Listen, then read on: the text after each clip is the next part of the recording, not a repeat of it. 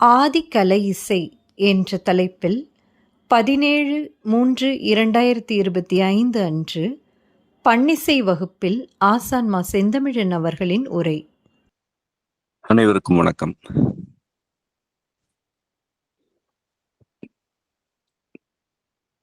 பன்னிசை வகுப்பிற்கு வருகை தந்திருக்கும் உங்கள் அனைவரையும் வரவேற்கிறேன். இந்த இசைப்பணியில் என்னோடு ஈடுபட்டு உறுதுணையாக இருக்கும் என் முதல் நிலை மாணவர்கள், ஒருங்கிணைப்பாளர்கள் ஆகியோருக்கு நன்றி, வாழ்த்துக்கள்.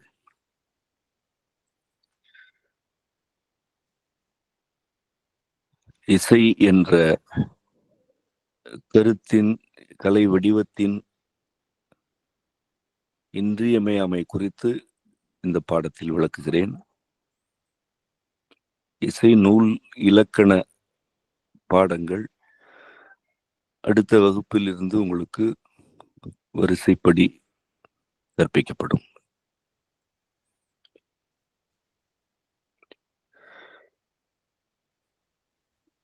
கலை எனும் சொல் செறிவான ஆழ்ந்த பொருள் கொண்டது.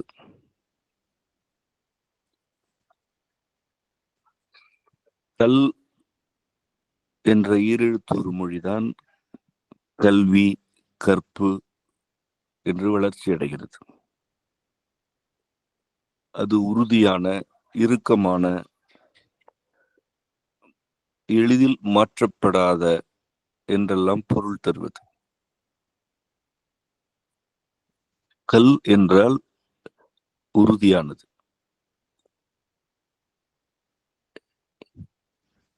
தனக்குள் இருந்து சிதையாது, எளிதில் திருத்தப்படத்தக்கது அல்ல. இதுதான் கல்வி என்று வளர்ச்சி அடைந்தது. கல் என்பதுதான் கற்பு என்று மூவெழுத்து ஒரு மொழியாக வளர்ச்சி பெற்று நீண்ட காலம் நம் மொழியில், இனத்தில் நிலை பெற்றது.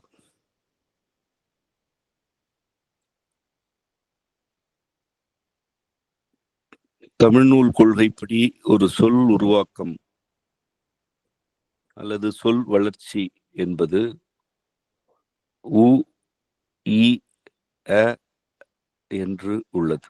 உகரம், இகரம், அகரம் என்று 3 நிலைகளில் உள்ளது. 4வதாக ஐ என்ற நிலையினை அது அடைகிறது. உகரம் யாவற்றுக்கும் ஆதி, முதல் அசைவு. இகரம் விரிவு, வளர்நிலை. அகரம் நிறைவு நிலை. ஐ எனப்படுவது இவை யாவற்றையும் உள்ளடக்கிய ஒன்று. அதாவது ஆதிநிலை, வளர்நிலை, நிறைநிலை ஆகியவற்றுக்கு அடுத்ததாக இருப்பது ஐ. ஐ என்ற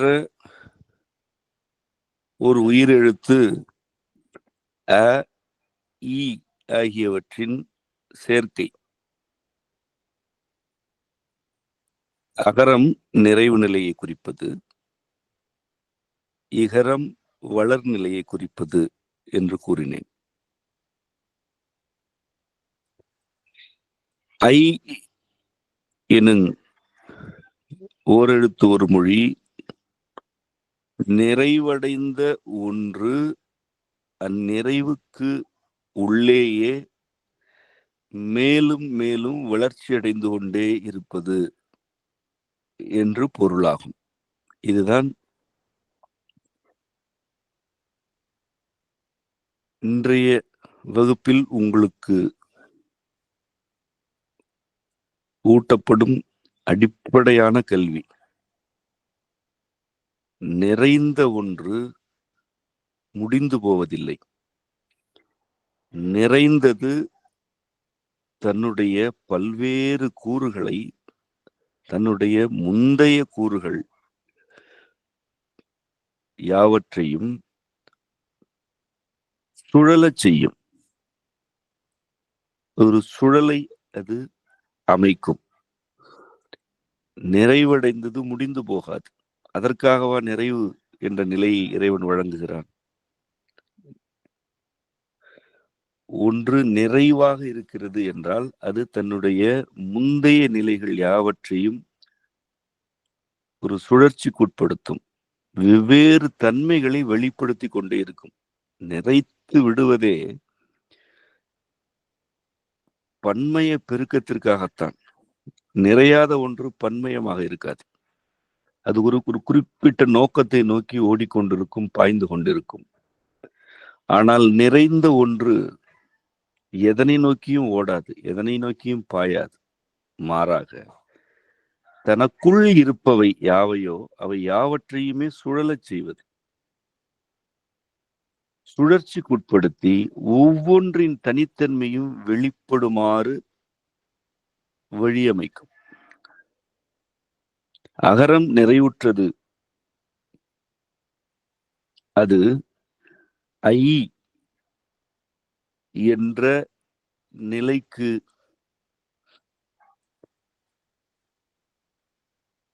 இறைவனால் இட்டு செல்லப்படுகிறது. நிறைவடைந்த அகரமும் வளர்நிலை இகரமும் ஐ என்று ஆகின்றன. ஐ என்பதே மையத்தில் நிகழ்வது. இதற்கான சூத்திரங்கள், இலக்கண நெறிகள் தமிழ் நூலில் இருக்கின்றன. மையம் என்பதே ஐ எனும் ஓரெழுத்து ஒரு மொழி குறித்த என்னுடைய விளக்கத்தினால் தான் இருக்கிறது. எது சுழற்சிக்கு உட்படுத்துகிறதோ, எது முந்தைய நிலைகள் யாவற்றையும் நிறைவு நிலையில் உள்ள யாவற்றையும் தன்னை நோக்கி இருக்கிறதோ அதுதான் மையம். மையத்திற்கு ஆதி நிறைவு என்ற பாகுபாடு இல்லை. அப்படி இருந்தால் அது மையம் அல்ல. ஒன்று மையமாக இருக்கிறது என்றால் அது ஆதி நிலையையும் ஈர்க்கிறது, நிறைந்த நிலையையும் ஈர்க்கிறது. இவ்வாறு ஈர்த்து தனக்குள் சுழற்றுகிறது. ஒரு சுழல் இயக்கத்தில் ஆதி நிலையையும் நிறை நிலையையும் ஈடுபடுத்துகிறது. இந்த மையத்திலிருந்து வெளிப்படுவனவே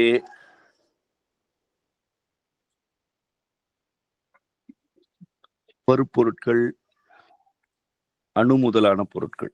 இதுதான் கொள்கை. இதுதான் ஆற்றல் நூலில் விளக்கப்பட்டிருக்கும் கொள்கை. இதுதான் தமிழ் நூலில் விளக்கப்பட்டிருக்கும் கொள்கை. ஆகவேதான் இது மையமாகிறது. ஒன்று தன்னுடைய இருத்தல் அல்லது தன்னுடைய நோக்கு ஆகியனவே பெரிது என கருதினால் அது மையம் அல்ல. பிறவற்றின் தன்மைகள் யாவற்றையும் தனக்குள் ஈர்த்து அவற்றின் குறைகளை நீக்கி ஒவ்வொன்றுக்கும் உரிய தனித்தன்மைகளை வழங்கி அவற்றை வெளிப்படுத்த செய்வதுதான் மையம்.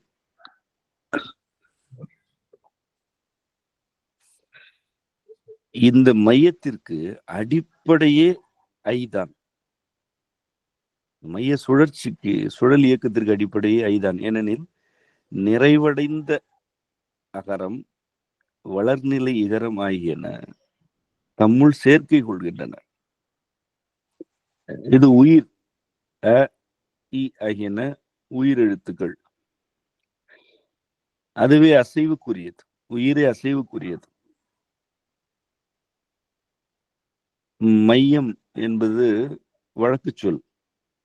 அதனுடைய அடிப்படை சொல் மைதான். மை என்றாலே அது மையம்தான். மை ஐயன ஆதிநிலை சொற்கள் ஓரெழுத்து ஒரு மொழி என்று அவை அழைக்கப்பெறுவன. நம்முடைய மொழி ஓர் எழுத்திலிருந்து தான் தொடங்குகிறது. ஓரெழுத்து ஒரு மொழி, ஈரெழுத்து ஒரு மொழி, மூவெழுத்து ஒரு மொழி, அதன் பின்னர் பல்லெழுத்து ஒரு மொழி என்று விரிவடைந்து விட்டது.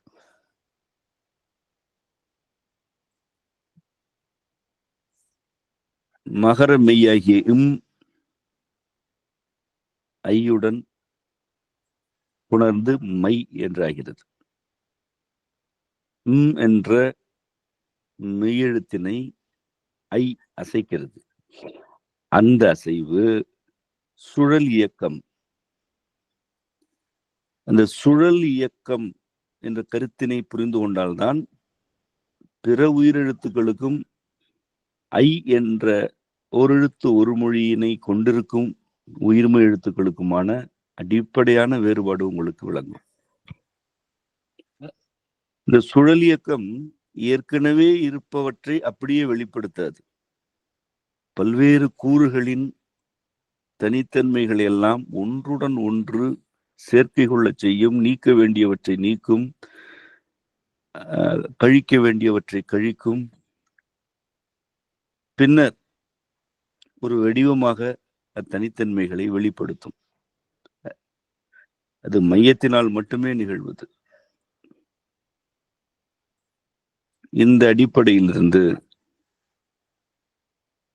கலை எனும் சொல்லை நீங்கள் நோக்குங்கள். கல் என்றால் இறுக்கமான, அகத்திலிருந்து சிதையும் தன்மை குறைந்த, எளிதில் திருத்துவதற்கு வாய்ப்பற்ற ஒன்று. கல்வியின் தன்மை அதுதான். அதனை எளிதில் திருத்தி விட இயலாது.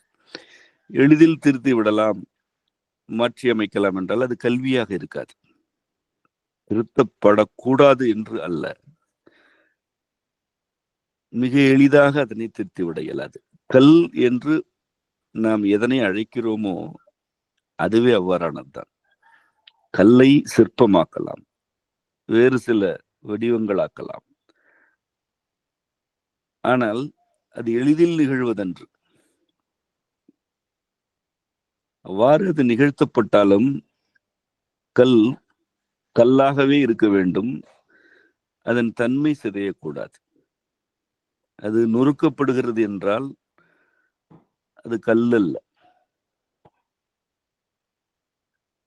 வடிவங்கள் மாற்றப்படலாம், ஆனால் அடிப்படையாக என்ன ஒழுங்கு இருந்ததோ அந்த ஒழுங்கு வேறு வடிவத்தில் இருக்க வேண்டும். எந்த ஒழுங்கும் இல்லாத ஒன்று கல்வி அல்ல. எந்த ஒழுங்கிற்கும் உட்படாத ஒன்று ஒரு சிதைவு.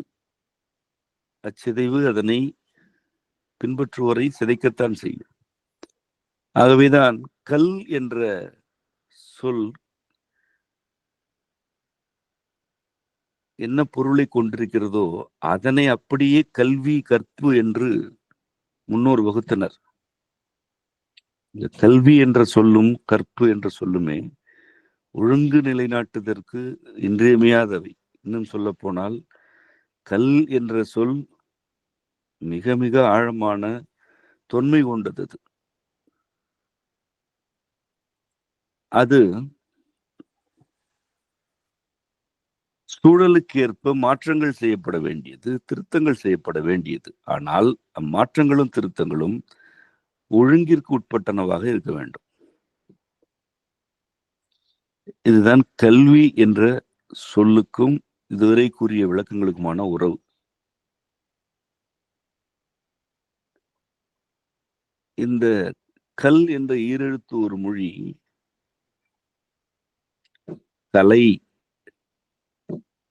என்று வளர்ச்சி அடைகிறது.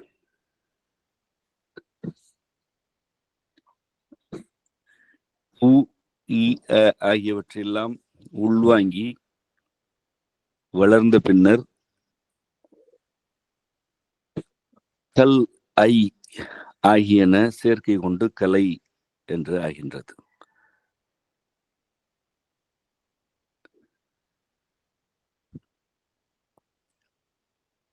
கலி, கல ஆகிய இரு சொற்களும் தான் கலை என்று ஆகின்றன.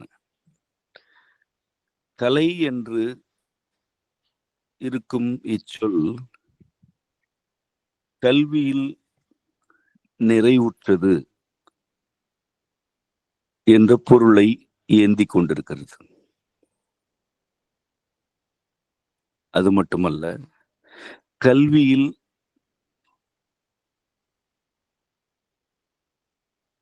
வளர்நிலைகளை தனக்குள் கொண்டிருக்கிறது என்ற பொருளையும் ஏந்திக் கொண்டிருக்கிறது. வளர்நிலையையும் நிறைநிலையையும் சுழல் இயக்கமாக்கினால் ஐ.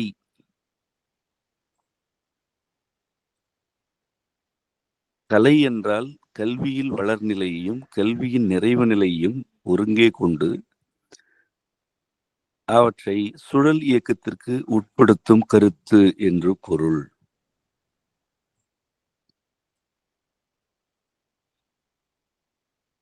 ஒன்றை கற்பு என்கிறோம். அது கல்வியினை குறிக்கும் சொல் என்று பலமுறை கூறிவிட்டேன். இன்று புழக்கத்தில் உள்ள பொருள் வேறு. அதற்கும் நான் முன்வைக்கும் மொழியின் தொன்மைக்கும் தொடர்பே கிடையாது. கற்பு நெறி என்றால் கற்றவற்றின்படி வாழ்தல் என்று பொருள். எதனை கற்றுக்கொண்டார்களோ அவ்வாறு வாழ்ந்தால் அவர்கள் கற்பு நெறியில் வாழ்கிறார்கள் என்று பொருள். கல் எனும் சொல் கற்பு என்று வளர்ச்சியடைகையில் அது நிலைநிறுத்தப்படுகிறது. அது சுழல் இயக்கத்திற்கு உட்படுத்தப்படக்கூடாது என்று நிலைநிறுத்தப்படுகிறது. அதுதான் கற்பு. இது இவ்வாறு அது அவ்வாறு என்றால் இவ்வாறு அவ்வாறு என்றுதான் இருக்க வேண்டும். முன்னர் கூறியவாறு அதில் திருத்தங்கள் வேண்டும் என்றால் ஒழுங்கிற்குட்பட்டு திருத்தங்கள் மேற்கொள்ளப்படும். கலை எனும் சொல் இடையறாத வினைப்பாட்டினை குறிக்கிறது. அது நிலைநிறுத்தத்தை வலியுறுத்தவில்லை. அந்த இடையறா வினைப்பாடு ஒரு சுழல் இயக்கம். நிறைந்த ஒன்று தனக்குள் இருக்கும் வளர்ச்சியடையும் பல்வேறு கூறுகளோடு சுழல் இயக்கத்திற்கு உட்படுகிறது. அது என்ன ஒரு அற்புதம்! எது நிறைந்து விட்டதோ அது அடுத்த நிலையை நோக்கி சென்று விடவில்லை. அந்த நிறைந்த ஒன்று தனக்குள் இருக்கும் வளர்ந்து கொண்டிருக்கும் கூறுகளோடு சேர்க்கை கொள்கிறது. அதில்தான் பல்வேறு ஆக்கங்கள் விளைகின்றன. வளர்நிலையும் நிறைநிலையும் தம்முள் சுழல் இயக்கமாகி எவற்றையெல்லாம் வெளிப்படுத்துகின்றனவோ அவை எல்லாமே கலை என்றாகின்றன. இசை ஒரு கலை, ஓவியம் ஒரு கலை, சிற்ப வடித்தல் ஒரு கலை. இவ்வாறு கலைகள் பல உள்ளன. நீங்கள் இசை என்ற கலையினை பயில வந்திருக்கிறீர்கள். இசை எனும் சொல்லும்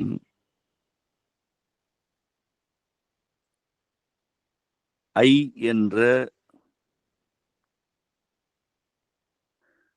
சுழல் இயக்கத்திற்கே உரித்தான எழுத்தில் முடிவதுதான். இசைதல் என்றாலே ஒத்துக்கொள்ளுதல் என்று பொருள் அல்ல. நான் ஒன்று நிறைவடைந்திருக்கிறது.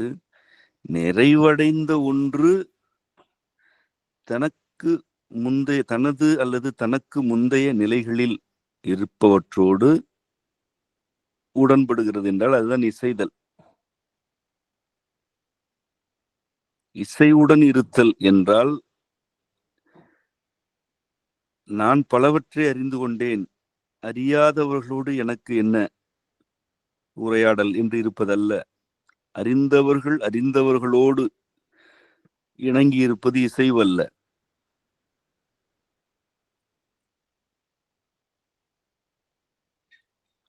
இயல்பாகவே ஒத்த தன்மையில் உள்ளவை அந்த தன்மையில் பொருத்தமாகத்தான் இருக்கும். அதனை இசைவு என்று கூற வேண்டிய தேவையே இல்லை. நிறைவுற்ற ஒன்று தன்னை தனித்து கொண்டு தனது வளர்நிலைகளோடு ஊடாடுதல், அவற்றை சுழல் இயக்கத்திற்கு உட்படுத்துதல், அவற்றின் தனித்தன்மைகள் வெளிப்படுமாறு தன்னை தனித்துக் கொள்ளுதல், இதுதான் இசைவு. கலை என்ற சொல்லும் இதே கருத்தினை இதனை விட ஆழமாக கொண்டிருக்கிறது. இறுக்கமான உறுதியான கல்வி நிறைவு நிலை அடைந்த பின்னர் தன்னுடைய வளர்நிலைகளுக்கு பாய்ந்து அவற்றோடு சுழல் இயக்கமாகி எவையெல்லாம் இறுக்கமாக உறுதியாக எளிதில் அசைக்க இயலாதனவாக இருக்கின்றனவோ அவற்றையெல்லாம் சுழற்றி சுழற்றி அவற்றின் இறுக்கத்தை தளர்த்தி தணித்து அவற்றிற்குள் இருக்கும் நிறைவுறாத அதே வேளை ஒழுங்கிற்கு உட்பட்ட தன்மைகளை வெளிப்படுத்துதல், அதுதான் கலை. கலை வழியாக வெளிப்பாடு அடைவன நிறைவு அடைந்தவையாக இருக்காது. ஏனென்றால் கலையே நிறைவு நிலையின் தணிவினால் எழுவதுதான். ஒன்று நிறைந்த நிலையில்தான் வெளிப்பட வேண்டும் என்றால் அது கலையாக இருக்காது.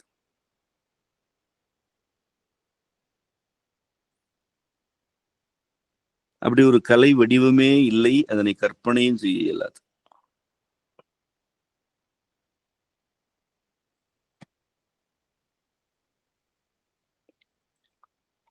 இசை சொற்கட்டுகளை ஒலி அமைப்பாக வெளிப்படுத்துகிறது.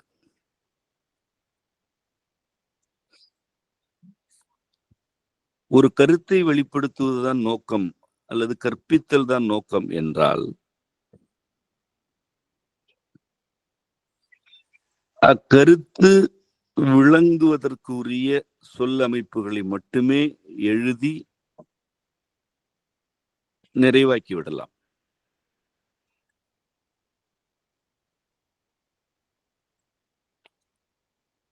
அது இசை அல்ல. கல்வி அல்லது கற்பு என்ற அடிப்படையில் அதுதான் பொருத்தமானது, அது இசை அல்ல. இக்கருத்து நிறைவு என்ற தன்மையிலிருந்து சற்றே தணிந்தாலும்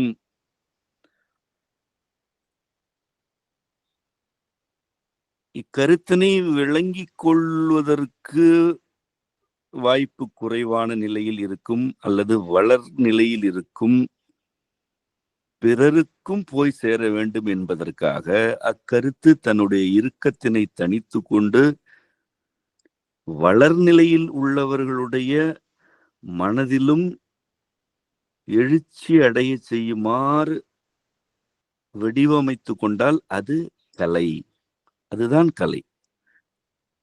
ஒரு கருத்தினை மிகவும் நேர்த்தியாக அல்லது அது எவ்வாறு இருக்கிறதோ அவ்வாறே வெளிப்படுத்தினால் அது ஓவியம் அல்ல. அக்கருத்து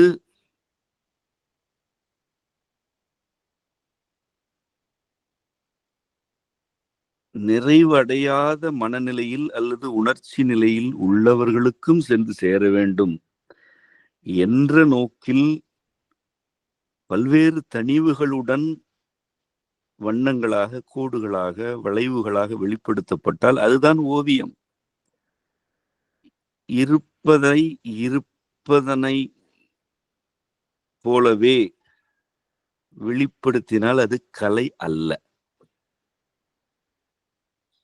இருப்பவற்றை உள்வாங்கிக் கொண்டு அவற்றின் நிறைவு நிலையை பெற்ற பின்னர் அந்த நிறைவு நிலையை எவர் ஒருவர் தனித்து கொண்டு வளர்நிலையில் உள்ளவர்களோடு ஊடாடுவதற்காக தன் கருத்துக்களை வெளிப்படுத்த விழைகிறாரோ அவர்தான் கலையில் ஈடுபடுகிறார், அவர்தான் கலைஞர்.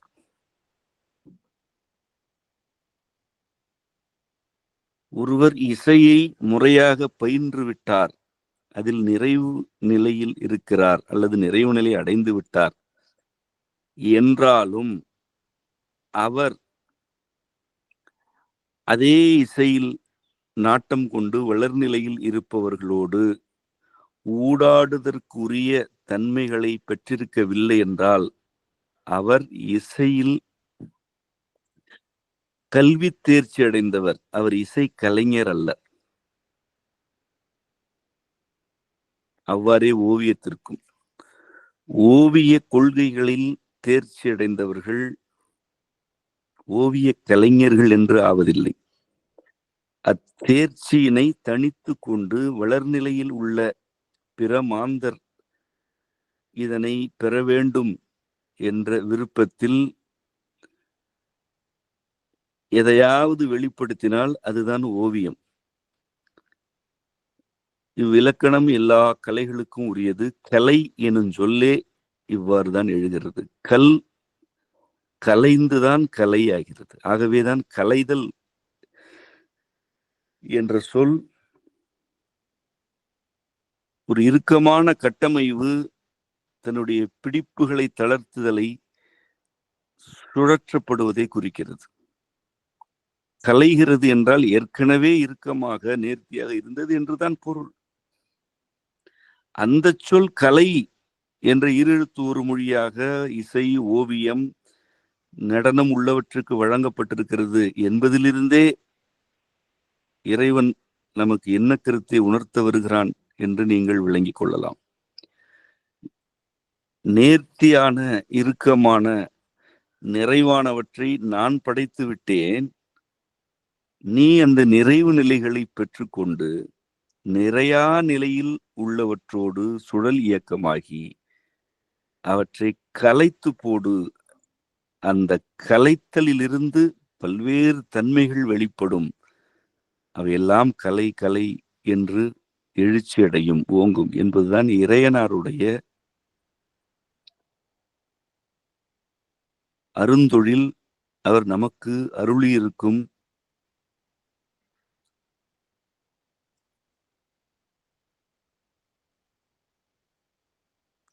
வியப்புகளில் அல்லது அற்புதங்களில் ஒன்று.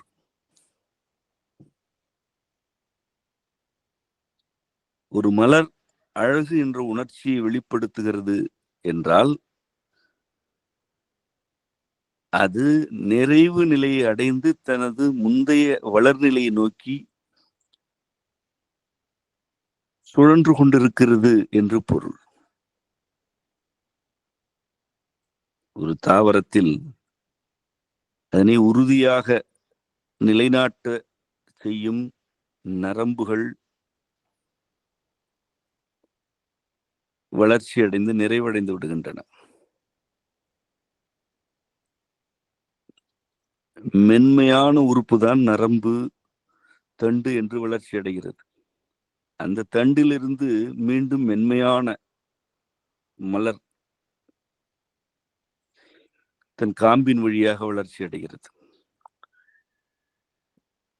வன்மையான தண்டு, உறுதியான நரம்பு ஆகியன இருக்கின்றன. அதுதான் நிறைவு நிலை. ஆயினும் அது தன் உள்ளிருந்து மீண்டும் மென்மையை வெளிப்படுத்துகிறது. அதுதான் மலர் என்றாகிறது. ஆகவே மலர் ஒரு கலை வெளிப்பாடு. ஆகவேதான் அது அழகு என்று புரிந்து கொள்ளப்படுகிறது. இயல்பாகவே மனிதர்களுடைய மன உணர்ச்சி மலர்களை அழகு என்று உள்வாங்குகிறது. பேரண்டத்தில் எவையெல்லாம் அழகாக இருக்கின்றன என்று உங்களால் கருதப்படுகின்றனவோ அவை யாவுமே தம்முடைய நிறைவு நிலையை தனித்து கொண்டு கலைபவையே. அவை கலைந்து வெவ்வேறு கூறுகளை வெளிப்படுத்துவதனால்தான் அவை அழகு என்ற உணர்ச்சியை உங்களுக்கு ஊட்டுகின்றன.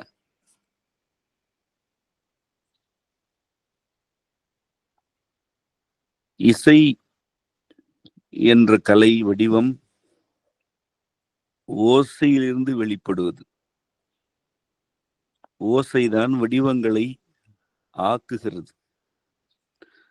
நம்முடைய இசை நூல் கொள்கைப்படி மூலச்சுரம் ஓம், சாரச்சுரங்கள் அ, இ, உ ஆகியன. இதனை முறையே கூற வேண்டுமென்றால் உ, இ, அ எனல் வேண்டும்.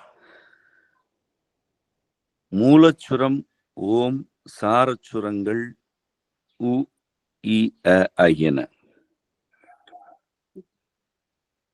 இவ்வோசை நிலைகள் ஒலி என்று தணிந்து, இயக்கத்தில் தணிந்து, அதன் பின்னர் தான் இசை என்று ஆகின்றன. ஓசையிலிருந்து வெளிப்படும் கலை என்பதனால் கலைகளுக்கெல்லாம் தாய் என்று இசையைத்தான் கூற வேண்டும். ஏனெனில் ஓசை முதலாகத்தான் பேரண்டமே வெளிப்படுகிறது.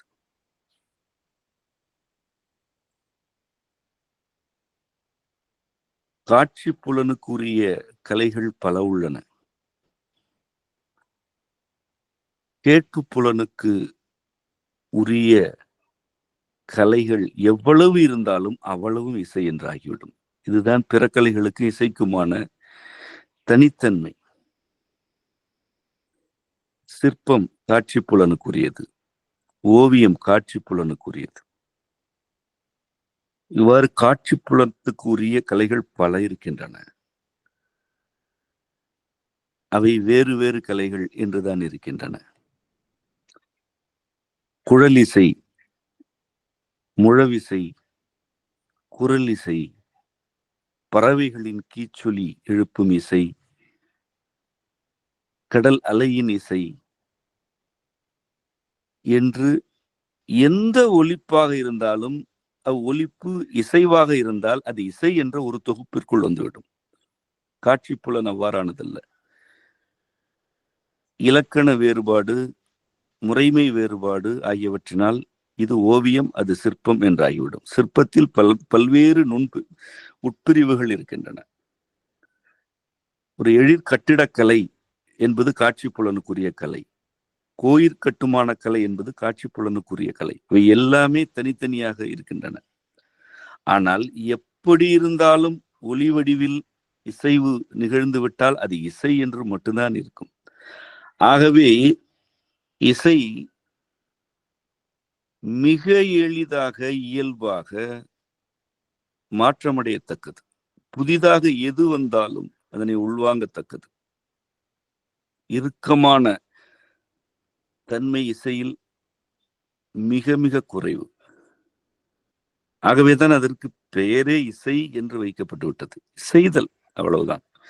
நிறைவடைந்த ஒன்று புதிதாக எழுச்சியடை எதனை கண்டும் கலங்காமல், அது எவ்வளவு குறைத்தன்மைகளுடன் இருந்தாலும் அந்த நிறைவு தனக்குள் இருக்கும் அக்குறைகளை எல்லாம் அல்லது வளர்நிலைகளை எல்லாம் தனித்து, தன்னை தனித்து கொண்டு பிறவற்றை வளர்ச்சியடைய செய்து இசைந்து கொண்டே இருக்கும். அதுதான் இசை. ஒலி வழியாகத்தான் சொற்கள் பிறக்கின்றன. ஒலியாகத்தான் சொற்களை இறைவன்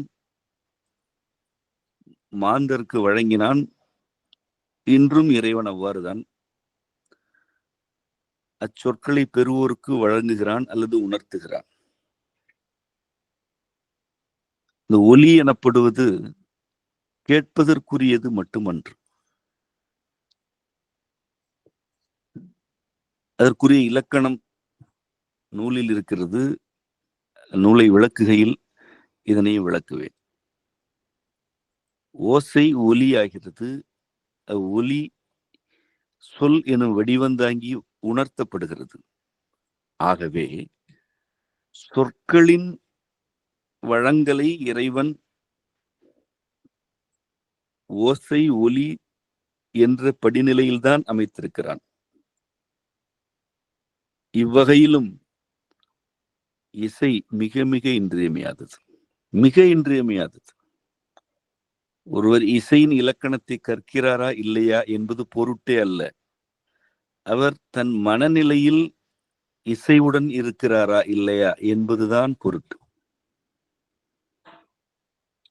எந்த உணர்ச்சி எழுச்சியும் அவரை ஆட்படுத்தாமல் அல்லது உணர்ச்சி தாழ்ச்சியும் அவரை தாழ்த்தி விடாமல் இருக்க வேண்டும் என்றால் அவர் தன்னுடைய மன உணர்ச்சிகளில் இசையுடன் இருக்க வேண்டும். இந்த உணர்ச்சி இசைவினை ஒரு பயிற்சியாக கொள்ள இயலாது.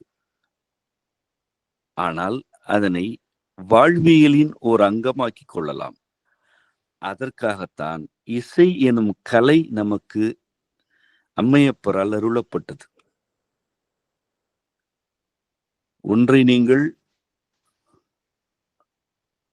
ஆழ்ந்து சிந்தித்து பாருங்கள். அதனை எண்ண எண்ண அல்லது சிந்திக்க சிந்திக்க வியப்பு மேலிடும். தொல்காப்பியம் அரும்பெரும் மறைக்கருத்துக்களை கொண்ட ஒரு இலக்கண நூல்.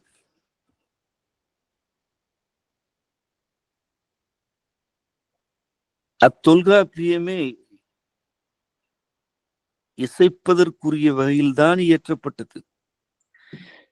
தமிழில் எவ்வளவு நுட்பமான இலக்கணம் இயற்றப்பட்டாலும் அந்நுட்பம் இசைக்கத்தக்க வகையில் எழுதப்பட்டது. இதற்கென்றுதான் இலக்கணம் உருவாக்கப்பட்டது. யாப்பிலக்கணம் இதற்கானது. இதுதான் நிறைந்த ஒன்று தன்னை தனித்து கொண்டு வெளிப்படுத்தும் பாங்கு. ஒருவர் மறைக்கருத்துக்களில் நிறைவடைந்து விட்டார். அவர் அந்த நிறைவு நிலையை அப்படியே வெளிப்படுத்தி விடலாம். ஆனால் அது நிறைவு நிலையை நோக்கி வளர்பவர்களுக்கு விளங்காது.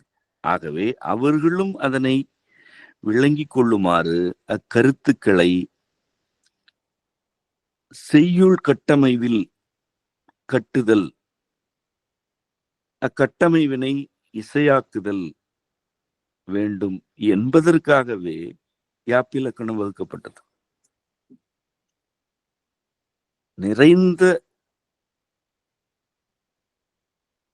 கருத்துக்களை கொண்டவர்கள் நிறைமொழி மாந்தர் எனப்பட்டனர். நிறைமொழி மாந்தர் தம் பெருமை நிலத்து மறைமொழி காட்டிவிடும் என்பது திருக்குறளில் உள்ள கருத்து. நிறைமொழி மாந்தர் ஆணையிற் கிளந்த மறைமொழிதாமே மந்திரம் என்பது தொல்காப்பிய இலக்கணம். நிறைமொழி மாந்தர் ஆணையில் இருந்து அவர்கள் ஆணையிட்டு எழும் மறைமொழிதான் மந்திரம் என்பது தொல்காப்பிய இலக்கணம். இவ்வாறு நிறைமொழி மாந்தராக இருப்பினும் அவர்கள் தம் கருத்துக்களை இசை வடிவில் பதிவு செய்தார்கள். இதனை விட என்ன பெருங்கருணை அல்லது பேரருள் இம்மொழியில் சிந்திப்போருக்கு வாய்த்துவிடப் போகிறது? எந்த கேள்விக்கும் விடை இருக்கிறது. எல்லா கேள்விகளுக்கும் விளக்கங்கள் வழங்கப்படுகின்றன. அவை யாவுமே எளிதில் விளங்கிக் கொள்ளத்தக்க வகையில் வழங்கப்படுகின்றன. நிறைந்தோர் தாம் உணர்ந்த பெற்ற கருத்துக்களை, மந்திரங்களை வளர்நிலையில் உள்ளோருக்கும் உரியவாறு வழங்கினர். அவைதாம் தமிழ்க்கழக பாடல்கள். அவற்றில் முற்றும் முழுதாக தனித்தன்மையும் சிறப்பும் கொண்டவைதான் திருமுறைகள். திருவாசகம், தேவாரம் மற்றும் அம்மையாருடைய பாடல்கள் ஆகியனவெல்லாம் இவ்வாறானவை. அவர்கள் நிறைவடைந்தார்கள். அந்நிறைவினை நிறைவு நோக்கி வளர்பவர்களுக்காக இசைத்து பாடினார்கள். இல்லை என்றால் அது ஏன் இசையாக்கப்பட வேண்டும்? ஓதிவிட்டு போய்விடலாமே. இந்த சொல்லுக்கு இதுதான் பொருள், இதனை இப்படியே ஓதுக என்று சொல்லிவிட்டு கடந்திருக்கலாம். அவர்கள் அவ்வாறு செய்யவில்லை. நிறைந்தது அப்படி இருக்காது. தாம் நிறைவுற்றோம் எனினும் தம்மை போல் பிறரும் நிறைவுற வேண்டும் என்பதற்காக வளர்நிலையில் உள்ள மாந்தருக்காக நிறைவுற்ற கருத்துக்களை, மறைமொழியை அல்லது மந்திரத்தை பிறரும் உள்வாங்குமாறு எழுதினர், இசைத்தனர். ஆதலால் அவர்கள் வாழ்ந்து அல்லது மறைந்து 2000 ஆண்டுகள் ஆயின என்றாலும் இன்றும் அம்மறைமொழி தொகுப்பு இசைக்கப்பட்டு கொண்டே இருக்கிறது. ஏதோ ஒரு வகையில் அவை இசைக்கப்படுகின்றன. தொல்காப்பியம் ஏறத்தாழ 7000 ஆண்டுகளுக்கு முற்பட்டது. அது இன்றும் வழக்கில் இருக்கிறது.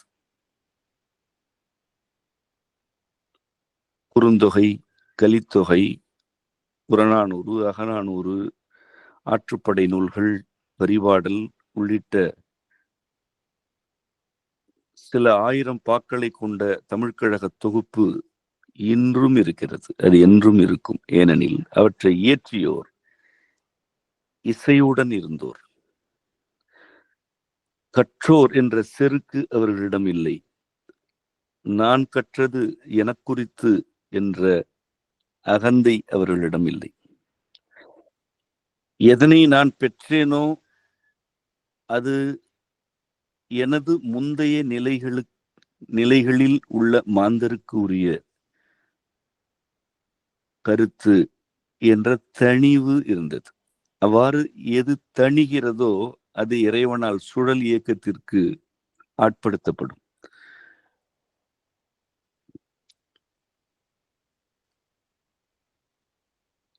அழகு என்று மலர் எழுச்சி அடைகிறது.